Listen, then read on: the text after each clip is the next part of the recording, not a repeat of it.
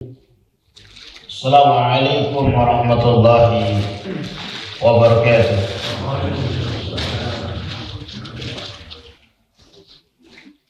Innal hamdalillah nahmaduhu wa nasta'inuhu wa nastaghfiruh wa na'udzu billahi min shururi anfusina wa min sayyiati a'malina. Man yahdihillahu fala mudilla lahu ومن يضلله فلا هادي له.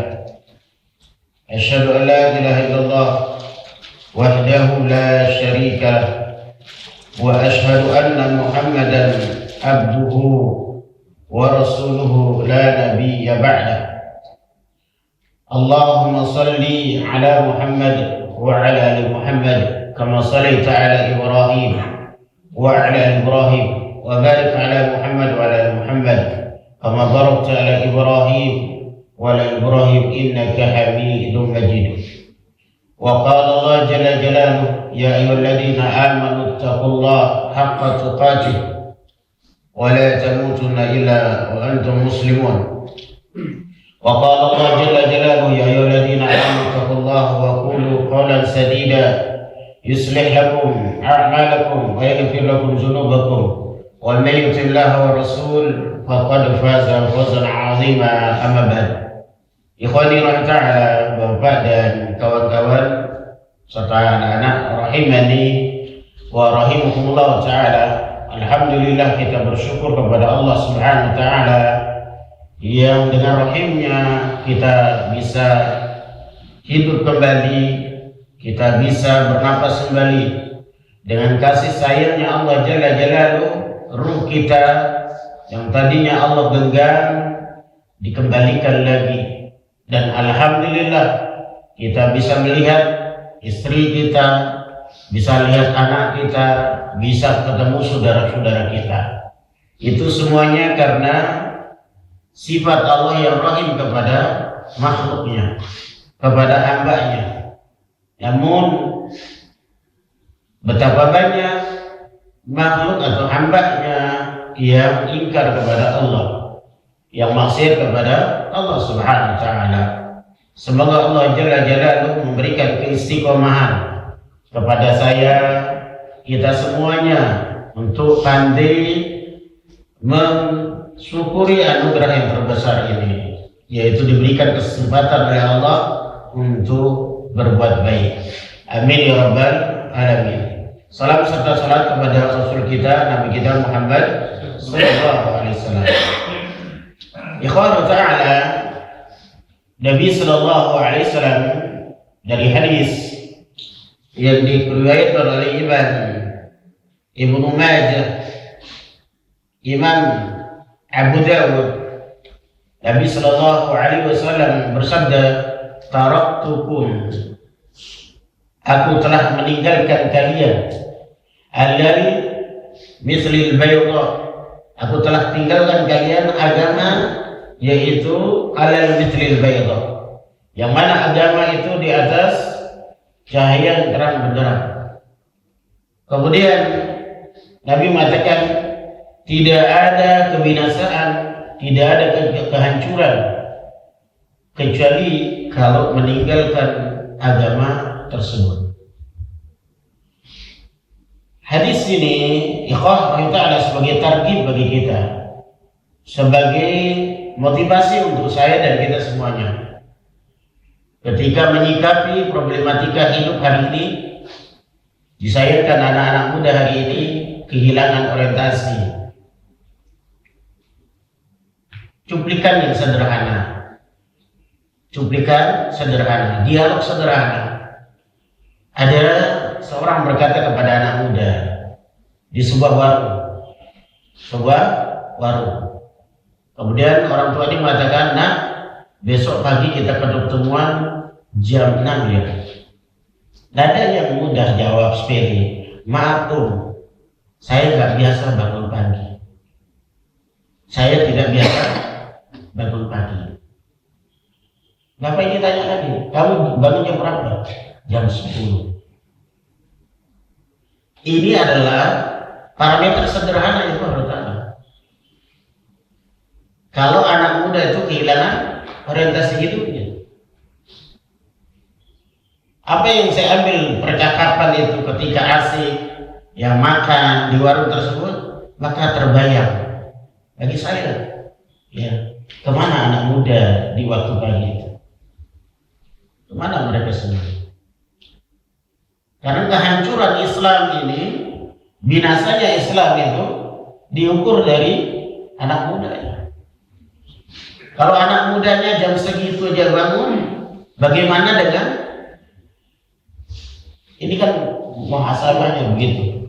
Anak muda saja gitu. Dan itu menjadi slogan, kebiasaan. Bahkan tidak ada perasaan, aduh saya dosa, perasaan bersalah, tidak. Bahkan menjadi kebanggaan. Jam berapa kan? Jam 11. Jam berapa? Jam 12. Jam 12. Apa yang mereka lakukan? Terlena dengan kehidupan mereka. Nah itu ikhwah ta'ala. Maka disitulah saya kembali bertanya pada hati, Islam itu di mana? Nah, ketika melihat problematika itu, kawan-kawan dan teman-teman, ini sekalian saya mengajak kepada kita semuanya. Ketika melihat problematika itu, ikhwah ta'ala, di situ kita akan mengatakan kita butuh adanya Islam. Kita butuh sehingga anak kita terproteksi, jiwa kita terjaga, harta kita terjaga, semuanya terjaga. Adapun yang lain tidak ada jaminan untuk terjaga semuanya. Tidak ada. Tapi Islam memberikan itu semuanya untuk penjagaan. Ya, ini evaluasi ya, Bapak dan kawan-kawan. Ya, makanya Islam itu hadir memberikan semuanya, menjaga harta kita, menjaga nasab kita, menjaga keturunan kita, menjaga pemuda kita, menjaga harta kita, bahkan menjaga harkat dan martabat kita. Sezolim-zolimnya orang, ya semaksiatnya seorang itu tidak boleh dicibir, digibahin. Itu tanda kutip kan? Ikhwan ta'ala. Ya, dibeberkan itu maksiatnya, dibeberkan itu apa namanya? Tidak boleh. Dan itu hukumnya haram. Diturunkan nanti surah ya Al-Hujurat, diturunkan surah apa lagi? Wailul likulli humazatin lumazah. Dan banyak ikhwan. Ini makanya ikhwan ta'ala, problematika ini ya yang bisa menjawab adalah keberadaan Islam. Tetapi kalau di tengah masyarakat Islam sudah diparsialkan, ya dikotak-kotakkan, ya gitu. Islam itu hanya milik kelompok ini nggak ada. Nah gitu. Nah ini jadi permasalahan.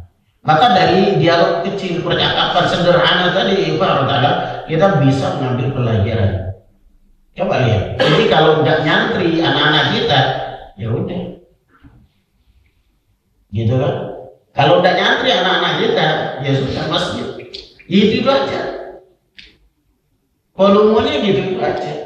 Dan kita berdoa, adanya pesantren, adanya pondok dan lain sebagainya. Itu apa? Membangun karakter. Namun aneh, karakter yang sekian tahun dibangun, ada yang 6 tahun, ada yang 9 tahun, itu bisa dalam hitungan hari, bukan hitungan bulan, rusak dibikin oleh keadaan. Coba kayak rezeki ini, sekarang diprak dengan aturan, ditekan terus supaya dia rajin, supaya dia istiqomah. Nanti keluar satu hari bisa. Termasuk saya, termasuk kita semuanya. Kita yang sudah berlatih disiplin sholat, itu kalau nggak punya bi'ah, nggak punya tempat yang kondusif, udah. Anda pernah tinggal di kontrakan, merasakan tuh goresan-goresan itu, merasakan. Satu kontrakan panjang, saya di lantai 2. Bahkan menjadi apa? Tontonan, aneh. Berat itu istiqomah, berat. Anehnya apa? Yang bangun untuk malam, subuh, ya saya dilihat. Nanti sholat 5 waktu, saya ditonton. Makanya kalau ada orang yang punya prinsip terhadap agama ini jadi pertontonan, ditonton itu. Di mana tengah mayoritas manusia lagi asik dengan kehidupan dunia. Itu rasakan. Ya, bagaimana istri kalau turun dari lantai 2 ditontonin sama ibu-ibu, kok aneh ya? Itu. Kita yang sholat 5 waktu dijadikan tontonan aneh, yang lain pada tewas semua, pada tidur semuanya. Itu kondisi di luar. Belum lagi dalam dialog kita, cakap-cakap kita. Nah, ini kan problematika. Nah, kalau hati Islam itu nggak hadir di situ, maka apa yang muncul? Kultur apa yang muncul kira-kira? Peradaban apa yang muncul? Yang muncul peradaban jahiliyah, cuma dikemas dengan istilah apa? Modern, dikemas dengan istilah gitu. Ya, maka untuk ini jujur ya adalah mana yang lebih jahil, kita dengan orang jahiliyah itu? Padanya mana yang lebih jahil, kita atau orang jahiliyah? Kita lebih jahil. Kita sudah dapat informasi berjuta-juta informasi, tapi apa? Apa kata Nabi Sallallahu Alaihi Wasallam ketika habis dari apa? Wukufnya, haji terakhirnya. Apa kata Nabi? La zawalu dunya ahwanu indallah min qatli rajulin muslim. Ini hadis ini. Nah, sekarang kita lihat praktiknya. Apa maknanya? Hilangnya, lenyapnya bumi ini dengan isinya itu lebih ringan di sisi Allah dibandingkan satu nyawa orang muslim. Lihat, pernah disampaikan oleh Ustaz Safa di sini. Ya, ketika khutbah Jumat beliau.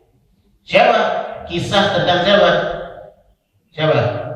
Yang berbakti sama orang tuanya, ibunya. Siapa? Wais. Ketika Wais bertemu sama Ibnu Umar, apa kata Ibnu Umar? Kenapa kamu tidak akad ketik apa? Tawar. Ya. Ternyata apa? Berbakti kepada ibu itu lebih besar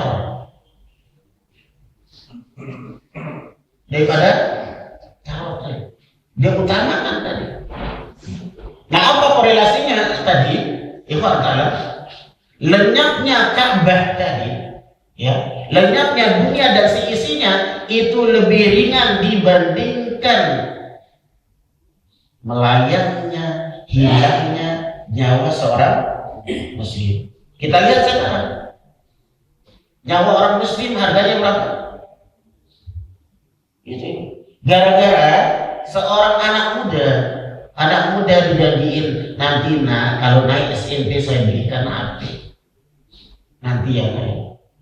Ketika dia mau daftar SMP, murid baru dia, kemudian dia minta ke ibunya, gak terpenuhi, apa yang terjadi? Dibunuh ibunya. Kasus-kasus ini kan ada di sosial media udah biasa.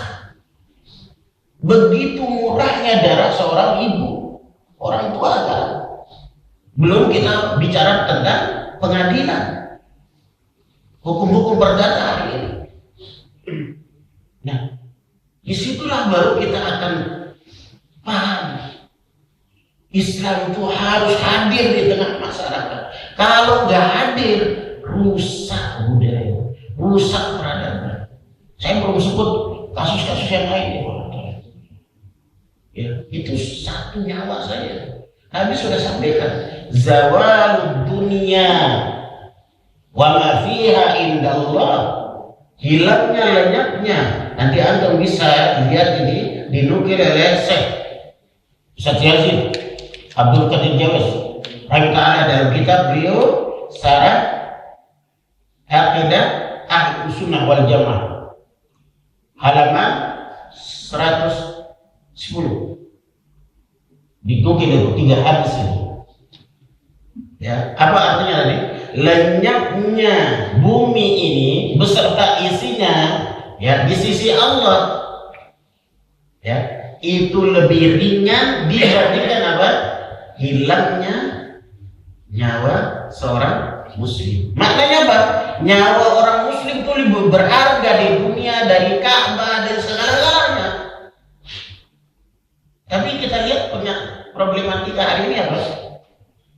Gara-gara ngantri apa? Ngantri lampu merah. Gara ngantri ada perbaikan sekarang apa tuh? Ya galian LNN atau pamil. Terjadi apa? Cek. Nggak terima dikejar. Kejar baku pukul. Apa yang terjadi? Nah itu Allah Ta'ala. Kalau kita kumpulkan, Masya Allah masalah yang ada sekarang ini aja itu menimbulkan nyawa berapa ya? Kalau kita mau cepat, belum yang luka, belum yang gara-gara apa? Tadi terjebak dengan macet, dengan alasan, dengan macam dan sebagainya. Nah, anak mencoba mengangkat masalah ini dari cara sederhana tadi. Di situ saya berpikir, ini kalau Islam nggak datang, nggak hadir begini. Jadi hukumnya apa? Hukum beriman. Nggak ada hukumnya. Nah, itu ikhwan rahimani ta'ala. Ya, ini menjadi catatan. Ya, karena itulah efek dari semua agama-agama yang ada di dalam negara kita ini. Apa bentuk agama yang kemarin Anda sampaikan? Ada namanya kapitalisme, ada namanya liberalisme, ada namanya sekulerisme, ada namanya apa? Neoliberalisme, ada namanya macam-macam. Padahal kita Muslim, tapi pengamalannya apa? Semua ismu itu. Ya. Makanya itu harus ada. Ya, para ulama itu menyelamatkan agama ini, ya, agama ini, Islam ini menyelamatkan semuanya itu, ya, untuk apa? Tadi kenyamanan alam semesta ini, ya, makanya para ulama membuat istilah apa? Ikhwan adalah maqasidus, apa istilahnya? Nah, tulis lagi deh. Baik, ini catatan baru aja. Baik, ikhwan ta'ala, ya, supaya kita memahami kita ini butuh agama, bukan butuh isme. Ya, anak sampaikan ini karena menjawab problematika hari ini. Kita bukan butuh isme, tapi kita butuh agama. Ya, karena dengan agama itu semua sudah dilindungi haknya. Adapun hak yang hari ini, ya, yang dicetak, yang diciptakan oleh Amerika dan konspirasi Yahudinya dengan berdana triliunan, biliunan dilandingkan sudah 20 tahun ini, ya, kita tinggalkan. Kita sekarang masuk kepada maqasid. Nah, ini maqasid dari kalimat apa? Ini jamak dari maksud, ya. Maqasidus syar'iyyah. Nah, maqasidus syar'iyyah. Apa artinya adanya? Tujuan-tujuan syariat. Maksud-maksud syariat itu ada. Ya. Apa tujuan pertama? Masih ingat? Apa? Hifzud apa? Hifzuddin. Ya, menjaga agama supaya agama ini terjaga, nggak ada pluralisme lagi, nggak ada neoliberis lagi, nggak ada kapitalis lagi, nggak ada PKI itu komunis, nggak ada semuanya itu, hanya agama. Dan yang dapat legalitas apa? Islam. Hancurnya sebuah peradaban Barat dan Timur itu karena apa? Menghilangkan Islam itu sendiri. Ya, teori-teori klasik Romawi itu hancur karena agama Islam. Ketika Islam redup cahayanya, mulai teori klasik muncul, Yunani muncul, Romawi muncul, ya neoliberalisme sekarang lagi digadang-gadang negara ini muncul lagi yang tadinya klasik, padahal sudah redup apinya itu, ya itu. Kapitalis juga begitu, hidup lagi. Nah, agama ini apa? Menjaga otentik agama. Makanya Allah berikan itu. Apa kata Allah? Surah 3 itu ayat berapa? 8 atau 9? Katanya 8 atau 9. Inna dina indallah. Udah. Berarti pluralisme ada nggak? Nah kalau itu ada, berarti agama ini. Nah itu maksudnya maqasid syariah itu. Ya itu. Nah, terjemahkan. Apa artinya nih? Menjaga, ya menjaga. Agama ini supaya terjaga otentikannya, ya dijaga, sudah diberikan itu aturannya dari langit. Agama yang sah, yang legal di sisi Allah hanya Islam. Udah mati itu. Gitu. Nggak ada lagi. Sampai sini ada pertanyaan? Itu satu. Nah, tapi kalau orang kiblatnya kepada isme lain, isme itu bahasa tauhidnya millah. Makanya Allah katakan kepada Nabi Ibrahim, kepada Rasul, ya Muhammad ikutilah millah siapa? Ibrahim. Ya. Makanya ikhwan adalah satu tujuannya adalah maksud adalah menjaga agama. Dari mana? Antum baca Al-Baqarah. Ayat Al-Baqarah kenapa dimulai dengan alif lam mim? Dzalika kitabul la raiba fi. Apa hikmahnya? Apa terjemahan? Inilah kitab Al-Qur'an la tidak ada raiba, keraguan, fihi di dalamnya. Dari sisi apa? Struktur bahasanya, dari apa? Tulisannya, dari apa? Maknanya, dari apa?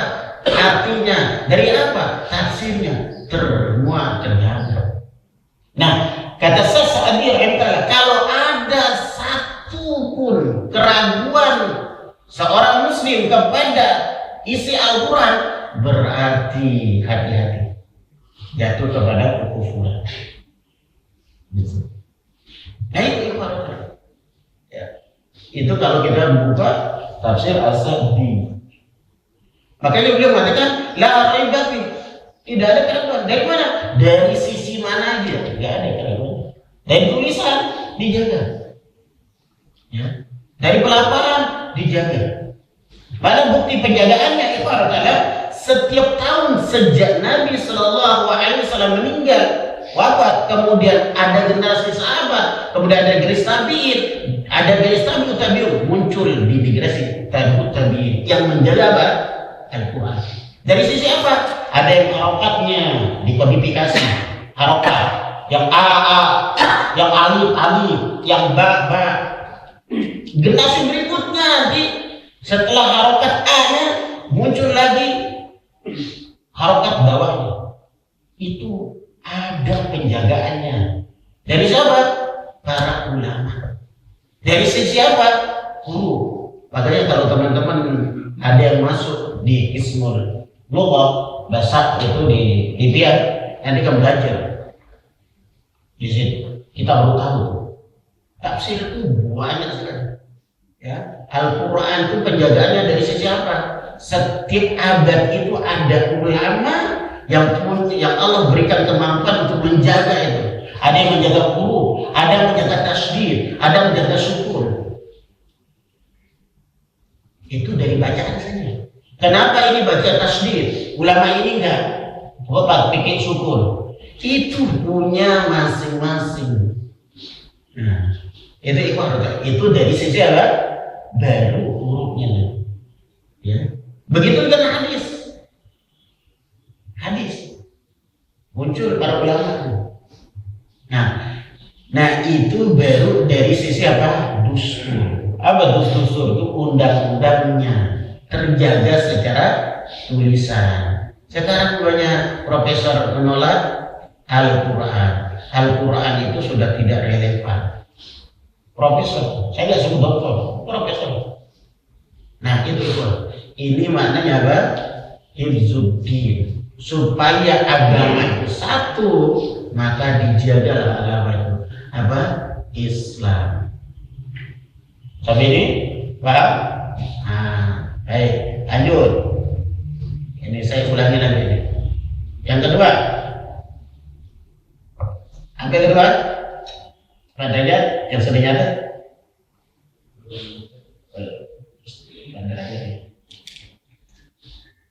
Hizbul apa? Hizbul mal. Nah, apa ini? Harta ekonomi. Ya, dijaga harta itu. Harta kita dijaga oleh agama. Makanya ikhwan antum bersyukur punya agama Islam. Kalau nggak ada Islam, ya udah. Kalau mengharap manusia, kan manusia itu sebenarnya. Makanya hadirnya agama di tengah-tengah masyarakat itu memberikan kenyamanan. Hartamu lo dijaga. Siapa yang jaga? Agama. Ya, itu ya Pak Saudara. Ya. Dalilnya kemarin apa dalilnya?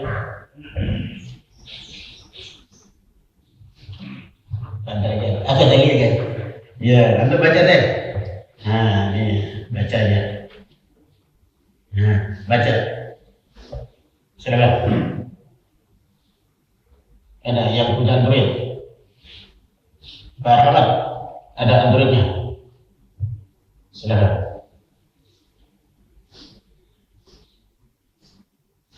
Udah?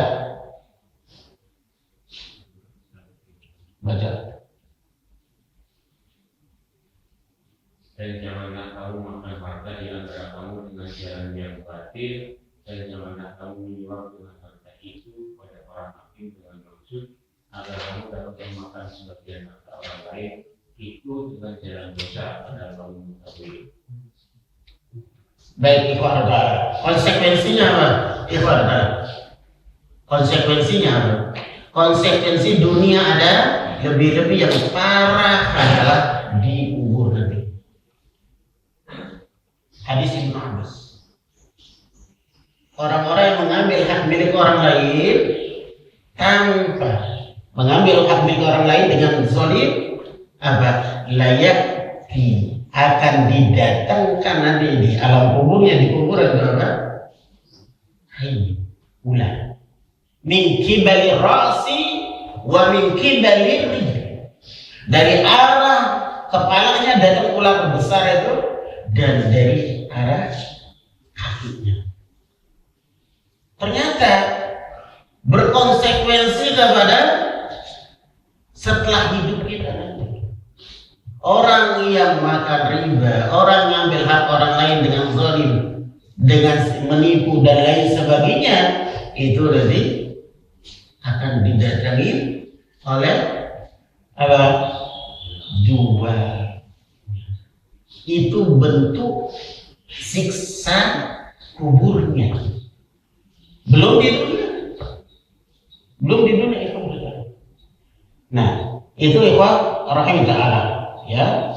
Makanya dari hadis Ibnu Abbas, ya, orang yang tadi zalim baik, ya, mengambil harta seorang dengan zalimnya, ya, maka Allah datangkan dan diutus. Apa kata Nabi sallallahu alaihi wasallam dari hadis Ibnu Abbas? Yursalu ala yursalu ala al-kafir haytani wahidatun min qibali ra'si wa ukhra min qibali rijlihi tafridihi fardan kullama faradna 'adatana ila yaumil qiyamah. Nah, ini azab bagi orang-orang kafir, ikhwan ta'ala, mereka akan diutus kepada mereka 2 ekor ular dari sisi kepalanya, kemudian dari sisi kakinya. Kemudian hadis berikutnya menjelaskan tentang orang yang zalim kepada harta orang lain. Maka ikhwan ta'ala, orang yang zalim pada harta tersebut, maka ya akan diambilkan besi dari api neraka, kemudian dimasukkan, kemudian ditusukkan ke belakang. Ini baru apa? Di dunia, lebih-lebih di alam barzakh. Itu hifzul nar. Baik, ya ikhwan ta'ala. Nah, hadis yang lain dari Ibnu Umar itu perkara apa? Makan hak orang lain. Konsekuensinya ya di alam kubur. Itu dalam kubur. Belum lagi ini mana? Nerakanya. Nah itu ikhwan ta'ala. Kembali kepada maqasid syariah tadi, ya. Maka yang kedua ikhwan ta'ala, maqasid syariah yang kedua adalah menjaga harta. Baik. Yang ketiga, ini saya ini. Yang ketiga apa? Hizun nafs atau hizun nasab. Ya, hizun nasab. Apa hizun nasab itu? Menjaga keturunan. Dicatat tulis dulu. Yang ketiga apa? Hizun nasab. Ya, oke. Baik.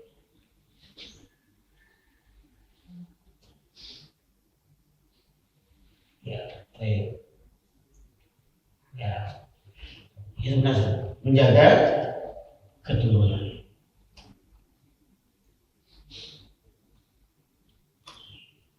Menjaga keturunan supaya keturunannya legal, gitu kan? Bahasa keren legal kan? Maka dijaga dengan pernikahan yang legal. Adapun istilah yang sekarang berkembang ada nikah siri, itu istilah kita ya. Tapi dari sisi tinjauan agama tetap sah ya. Cuma dia tidak dicatatan kafir saja. Itu bedanya. Ya kan lagi viral kan, lagi di gandrungi oleh kebanyakan orang. Ya sudah nikahnya saya nggak banyak orang deh. Cukup ini ya. Itu namanya nikah siri. Ya siri itu artinya ya rahasia. Ya gitu. Kalau dia terpenuhi semuanya maka sah. Tapi kalau sirinya hanya dia, kemudian pembelinya, kemudian tidak ada saksi, kemudian tidak ada dia, ceritanya beda. Ceritanya beda. Ya. Baik, itu adalah berarti menjaga keturunan. Ya, makanya Allah katakan dalam surah apa itu? Ya. Sampai Imam Ibnu Qayyim bikin judul jangan dekatin zina. Wala taqrabuz zina. Surah apa itu? 17 ayat berapa? 3 ayat 3 berapa? 3:2 ya. Ya. Baca terjemahannya.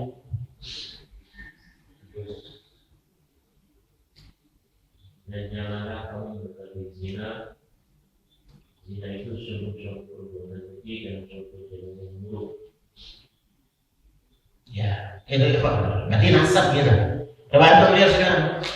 Aduh, luar biasa. Ya, problematika hari ini punya ya anak SMP, ya anak SMA kumpul sesama jenisnya. Setelah mereka kumpul, dicekokin dengan narkoba. Dua hari yang lalu terjadi. Saya tidak sebutkan. Ya, itu pesta mereka, laki-laki. Ya, nah ini kondisi sekarang. Nah kalau kita tidak mencermati ini, ikhwan ta'ala, ya kita merasa aman. Sementara kondisi luar tidak aman begitu aman, ya, itu mencekam. Itu ya Pak, itu kondisi apa namanya, muamalahnya, pergaulannya.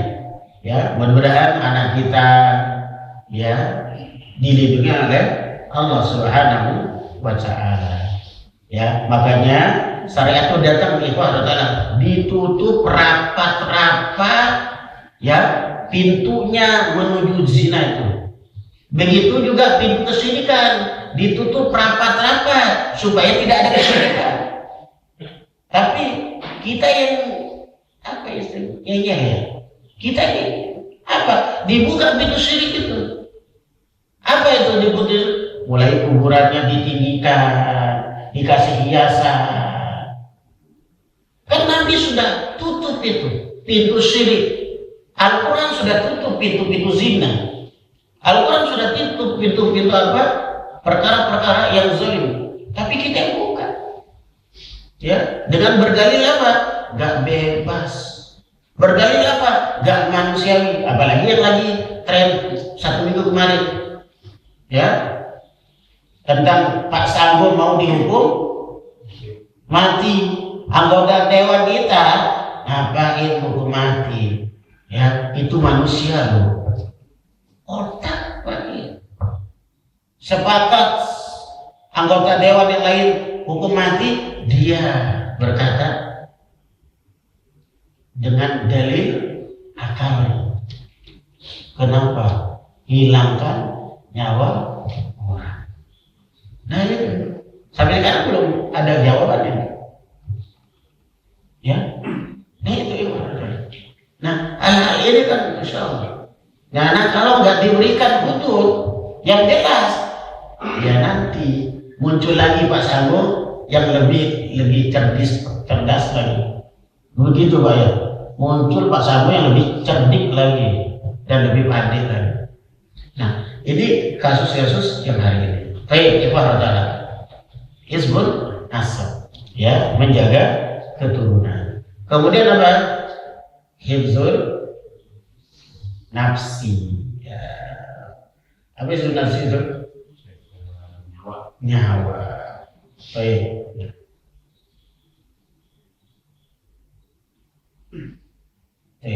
Ya.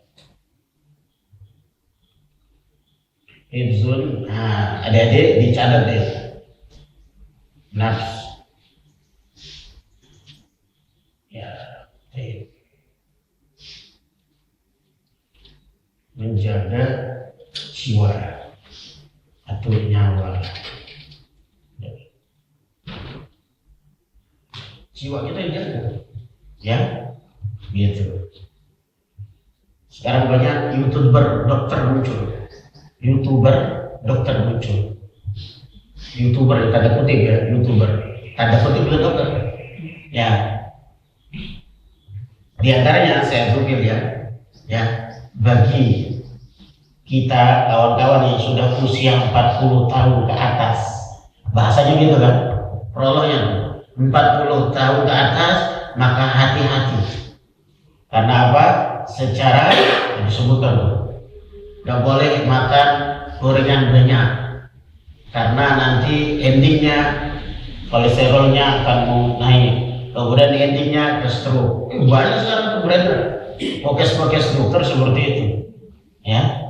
Ya alhamdulillah positif, memberikan pelajaran itu tentang apa? Nilai menjaga kesehatan tadi, ya, menjaga kesehatan.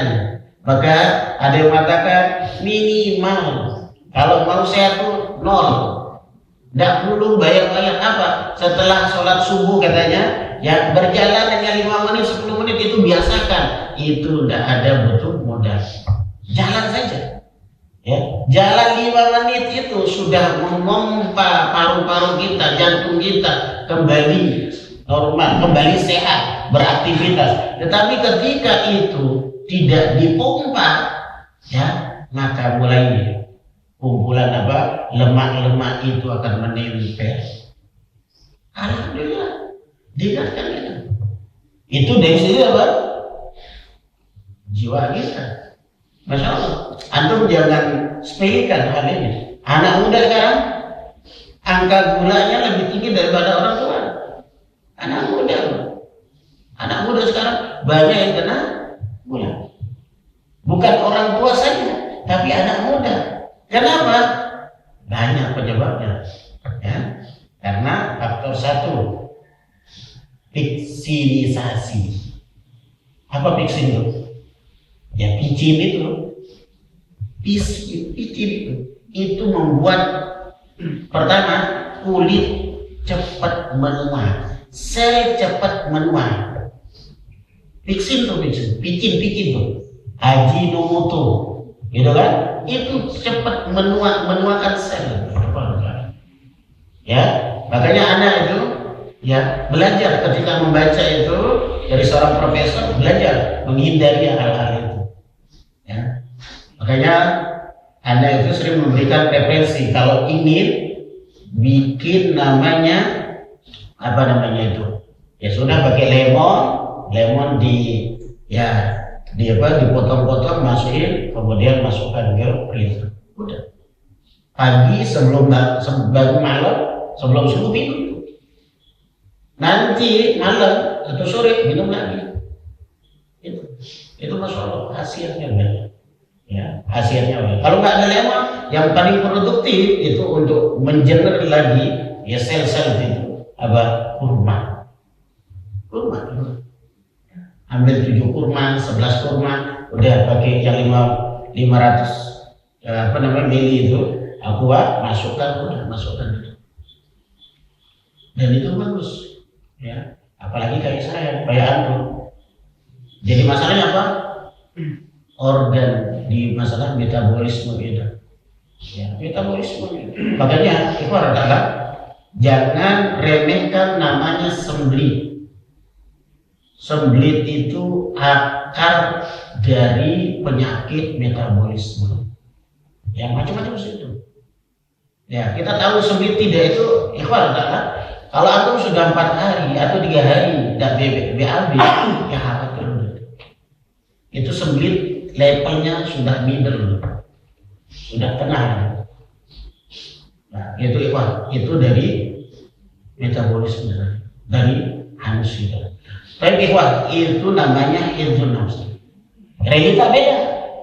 Jadi kita sampaikan, nyawa manusia sekarang lebih murah dibandingkan, untuk terjemahkan nih, nyawa manusia lebih murah dibandingkan macam-macam.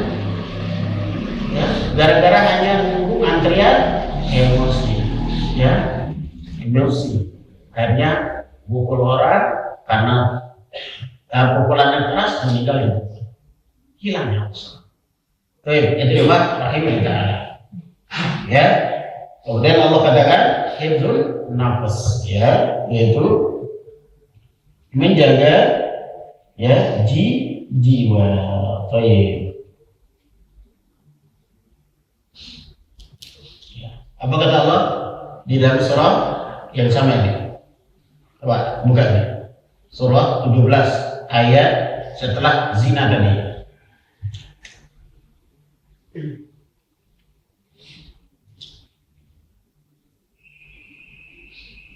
Orang dan janganlah kamu membunuh orang yang diharamkan Allah membunuhnya kecuali dengan suatu balasan yang benar, dan orang siapa membunuh secara boleh maka sungguh kami akan memberi kekuasaan kepada walinya.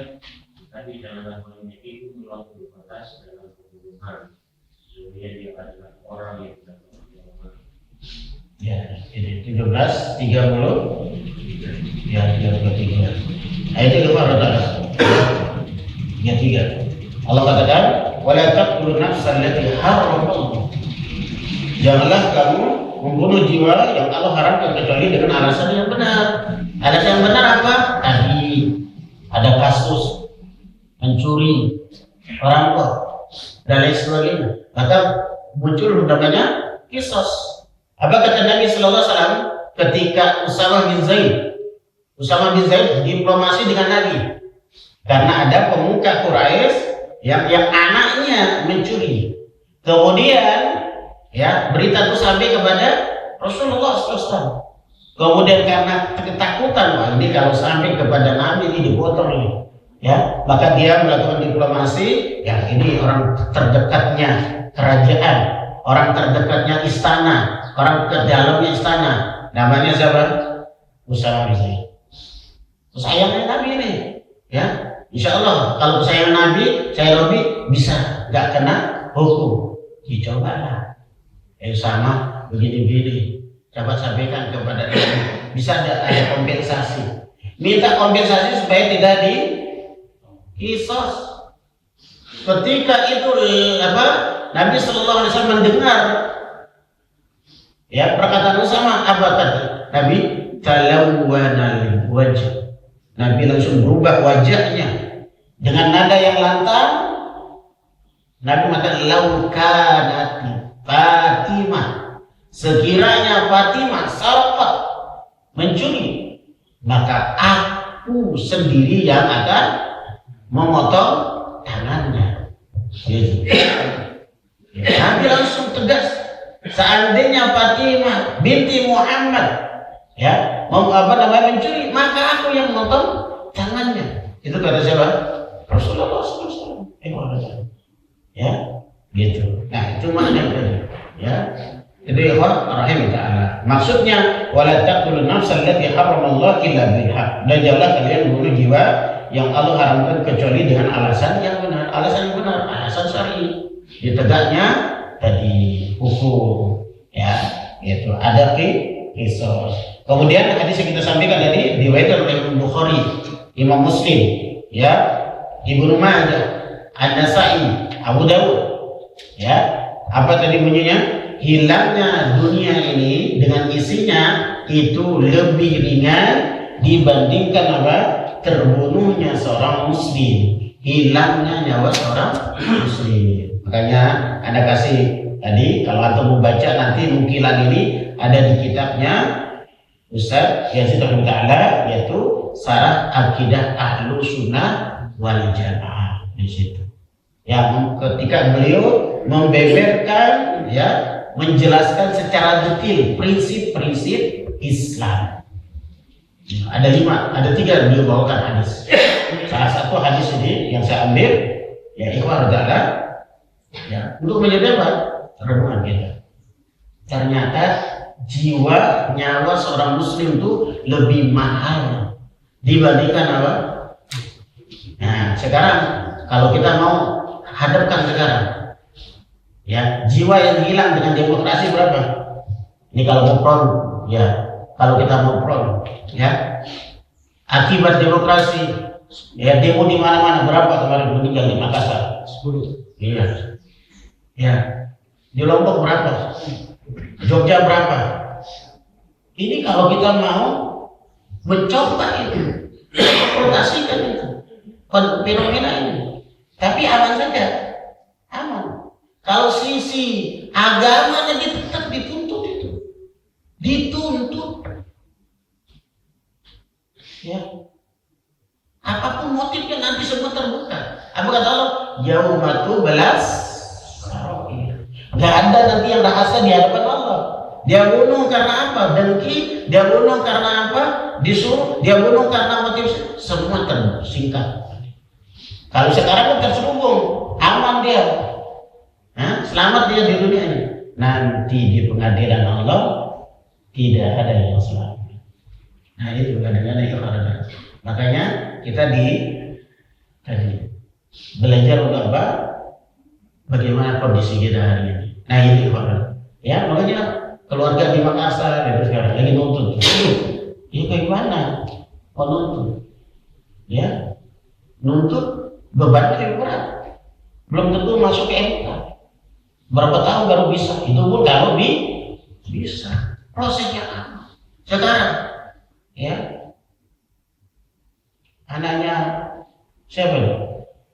Presiden Gus Dur menjadi depan untuk apa? Memberikan, ya, gitulah, supaya senang nih teman-teman kemarin yang diciduk demo ini, yang di Polda itu dikunjungi sama beliau, sama teman-temannya. Ada komunitas yang baru itu, saya nggak sebut namanya, komunitas baru itu, ya, yang digagasin oleh, ya, Mega dan lain sebagainya. Datanglah dia, oh, terasa terayomi. Ya, hukum tetap berjalan. Nah, itu Bapak dan begitu mahalnya sebuah jiwa dalam agama kita ini. Nah, tapi ketika itu diperhadapkan dengan isme-isme tadi, sudah seperti itu kondisinya. Nah ini ikhwah bertahan. Itu yang keempat. Makanya Allah katakan wala taqtulu. Ya, janganlah kamu membunuh. Ya, kecuali dengan cara yang hak. Ya, yang dibenarkan oleh agama. Baik. Kemudian ikhwah bertahan. Yang berikutnya setelah hifdzul mal, hifdzun nasab, ya. Kemudian yang kelima. Nah, ini menarik ini. Ya, yang kelima apa? Pasti ingat Pak Dari? Iya. Yang kelima adalah hifdzul aqal. Akal. Dijaga akal. Supaya akal itu ya tetap, maka dijaga akalnya. Ya, itu. Makanya itu adalah syariat memandang ketika akal itu sudah tidak berfungsi, maka tidak ada lagi beban hukum. Saya ulangi lagi, ketika akal manusia hilang dalam tubuhnya, maka hukum Islam nggak berlaku. Tapi masih ada akal, hukum Islam berlaku. Gitu. Ya, sebagaimana hadis Aisyah, rufi al-qalam ala salasa. Ya, pena itu diangkat ya terhadap 3 perkara. Pertama, anis sobihi hatta ihtalama. Orang kecil, anak kecil sampai dia ihtalama, bermimpi. Kedua, anin na'im, orang yang tidur hatta istaiqadha. Ya, orang yang tidur sampai bangun. Kemudian yang ketiga, anil majnuni hatta aqila. Nah, orang yang gila sampai dia berakal. Ya, kembali. Nah, gitu. Nah, itu ikhwan tentang akal. Nah, kemudian supaya akal ini tetap pada kondisinya, maka dijaga oleh agama.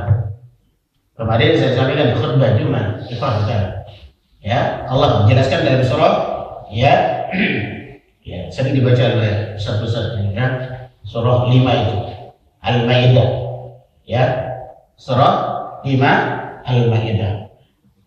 Silakan dibaca terjemahannya. Surah 5 ayat 90 ya. Oh, ayatnya belum ya tadi, surah 5 ini.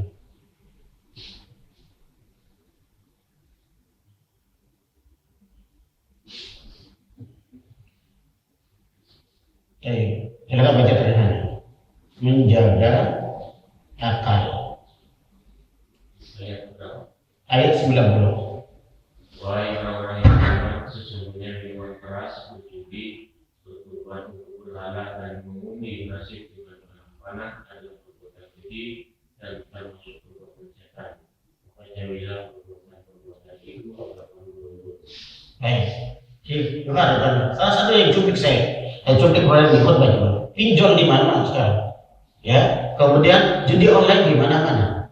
Ya, peredaran narkoba dan masifnya di mana-mana. Semua itu ikhwah akan merusak orientasi akal. Orientasi hidup hilang. Akalnya akan hilang. Orang yang sudah kena narkotika, narkoba itu susah. Ya. Makanya supaya akal itu tetap utuh keberadaannya, agama jangan.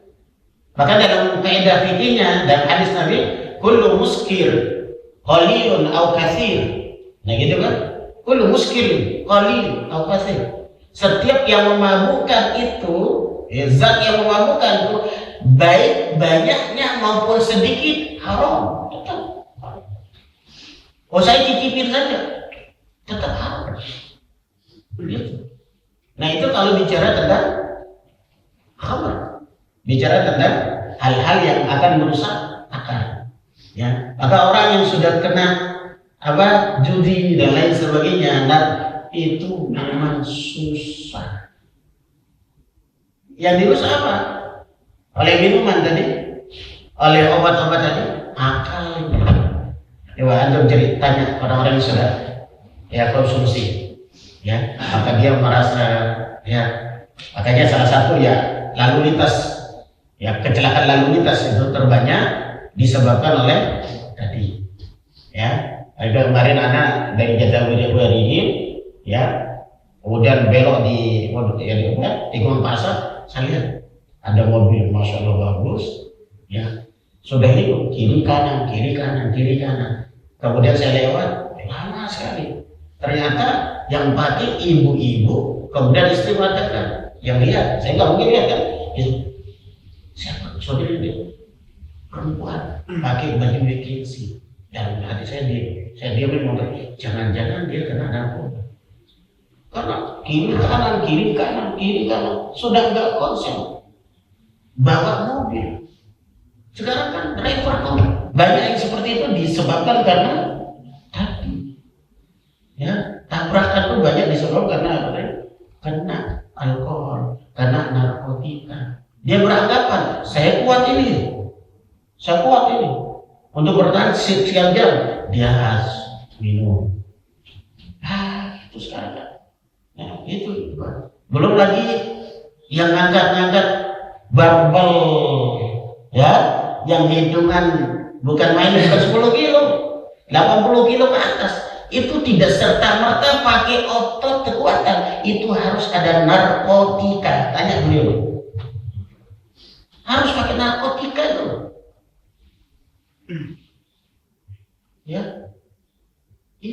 Itu sekarang. Dan itu dalam kandungan. Ini kejadian kemarin ketika ada PON di NTB. Wah, NTB sudah tahu. Bagaimana sering masjid, kemudian situasi beragama, kemudian dipertontonkan hal-hal seperti itu, terbuka auratnya. Waduh, habis. Penyelenggara dicaci maki. Dan argumentasinya mudah. Ini kan acara nasional, bukan acara lokal. Jangan membuka kan bodyguard, kemudian passion laki, perempuan yang menampakkan semuanya. Ini kan disoroti oleh MUI, disoroti oleh ulama setempat. Panitianya satu jauh. Ini kan penyelenggaranya negara, nasional. Selamat tadi. Nah ini ibarat sana, coba nanti dilihat gitu, termasuk binaragawan dan lain sebagainya. Ketika dia mengangkat beban yang 50 ke atas, itu bukan serta-merta dengan kekuatan fisik. Supaya dia berkuat. Sekarang sudah 50, bentar lagi tanding 70, sebentar lagi 80 dan seterusnya. Baik, itu ikhwan ta'ala. Itu yang kelima, hifzul akal.